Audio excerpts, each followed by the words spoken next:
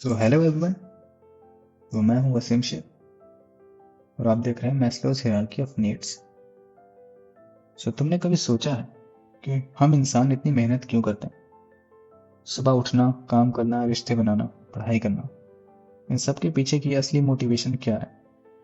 So well, इस सवाल का सबसे बेहतरीन जवाब द ग्रेट अब्राहम मास्लो ने दिया था।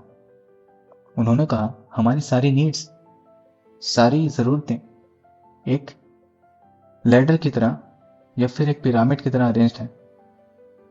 जब तक नीचे की सीढ़ी कंप्लीट नहीं होती तब तक हम ऊपर नहीं जा सकते।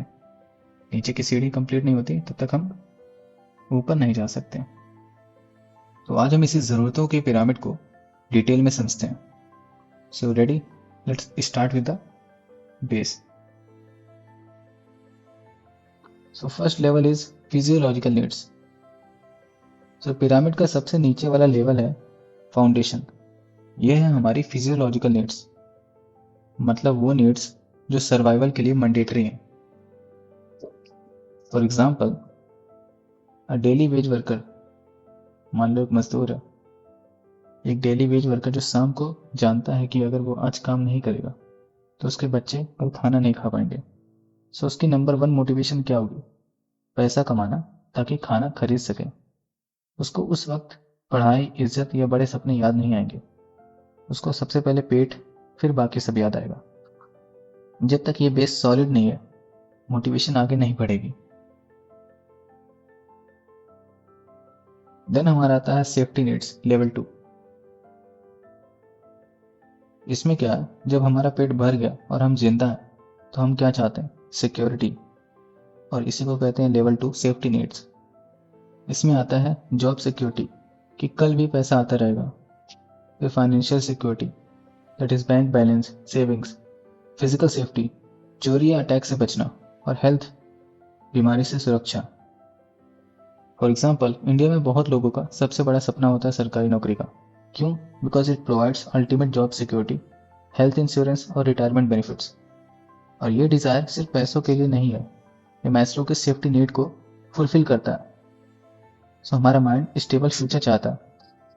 उसके बाद हमने पेट भर लिया, हम सेफ हैं। अब इंसान क्या ढूंढता है? रिश्ते। ये है लेवल 3, जिसमें लव एंड बिलोंगिंग नीड्स। इसमें आता है फैमिली का प्यार, दोस्ती यानी फ्रेंडशिप्स, इंटीमेट रिलेशनशिप्स और सेंस ऑफ कम्युनिटी। हमारे दिमाग को अपनापन चाहिए। फॉर एग्जाम्पल, हमारे इंडियन कल्चर में जॉइंट फैमिली स्ट्रक्चर कितना इंपॉर्टेंट है। वो बिलोंगिंग की फीलिंग देता है। या फिर दिवाली या ईद जैसे फेस्टिवल्स, हम सिर्फ पूजा या इबादत नहीं करते, हम सब एक साथ आते हैं। और ये है सोशल नीड्स, हमारी आइडेंटिटी का बहुत बड़ा हिस्सा है। अगर आपको दोस्तों या फैमिली से सपोर्ट ना मिले तो आप कितने भी रिच या सेफ हो, आपको लोनली फील होगा। उसके बाद हमारा आता है लेवल 4, एस्टीम नीड्स। जब हमारे पास फैमिली और दोस्त होते हैं तो अब हम क्या चाहते हैं? इज्जत। और उसी के साथ हमारा शुरू होता है एस्टीम नीड्स। इज्जत दो तरह की होती है। सेल्फ एस्टीम यानी खुद की इज्जत, that is self respect, confidence, independence और अपनी कैपेबिलिटीज पर विश्वास। ये दूसरा होता है एस्टीम फ्रॉम अदर्स, यानी दूसरों से इज्जत, स्टेटस, रिकॉग्निशन, रिस्पेक्ट और अप्रिशिएशन। फॉर एग्जाम्पल, अगर तुम यूजी या पीजी के स्टूडेंट हो तो तुम अच्छे मार्क्स लाते हो या कोई डिफिकल्ट एग्जाम क्लियर करते हो तो तुम्हारा सेल्फ एस्टीम बढ़ता है। जब तुम अपने नाम के आगे डॉक्टर या प्रोफेसर या कोई टाइटल लगाते हो तो और लोग तुमसे सलाह लेते हैं, तो वो एक्सटर्नल एस्टीम की नीड फुलफिल होती है। So this is about feeling valuable and competent. Then after that level 5, और फाइनली हम आते हैं पिरामिड की चोटी पर, that is level 5 self actualisation. Maslow कहते हैं कि वो स्टेज है जहां पर आप becoming the best version of yourself पर फोकस करते हो। इसका मतलब है what a man can be he must be, आपकी मैक्सिमम पोटेंशियल को अचीव करना। ये पैसा या फेम नहीं है, ये है अपनी क्रिएटिविटी को एक्सप्लोर करना, पर्सनल ग्रोथ पर फोकस करना और दुनिया को अपना बेस्ट कंट्रीब्यूशन देना। For example, doctor APJ Abdul Kalam को देखो, वो जब प्रेसिडेंट थे तब भी उन्होंने टीचिंग और इंस्पिरेशन देने का काम नहीं छोड़ा। उनकी सारी नीचे की नीड्स पूरी थी, बट उनका अल्टीमेट ड्राइव क्या था? नॉलेज और सर्विस के थ्रू अपनी ट्रू पोटेंशियल को फुलफिल करना। So this stage is unique for everyone. किसी के लिए अच्छा आर्टिस्ट बनना होता है, किसी के लिए समाज सेवा करना।